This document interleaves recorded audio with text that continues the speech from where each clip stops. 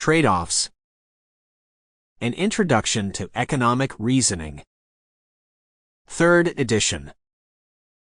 By Harold Winter. Published by the University of Chicago Press. Preface to the third edition.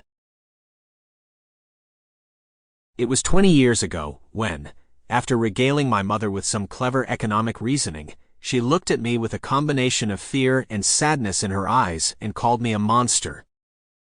I didn't have the heart to tell her it was much worse than that. I was an economist.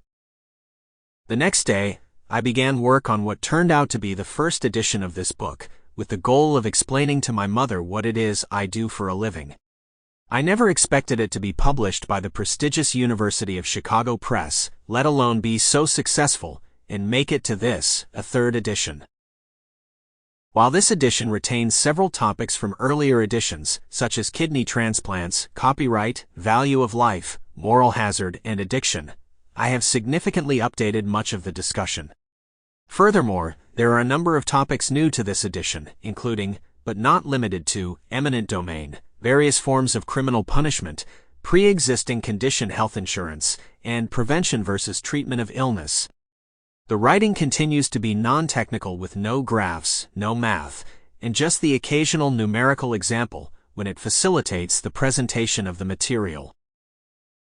One major difference with this edition is its format.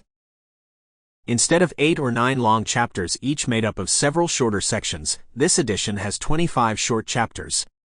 I have found over the years that, from a pedagogical perspective, the short chapters are well received by my students.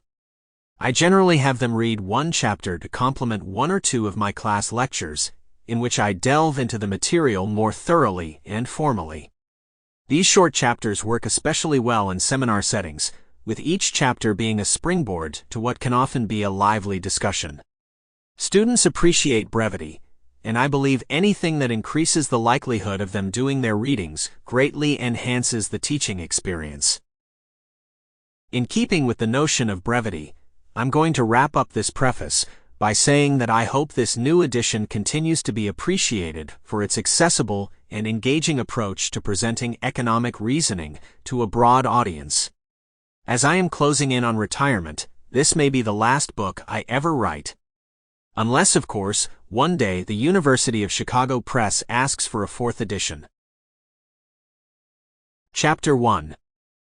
Stepping into Social Policy Analysis.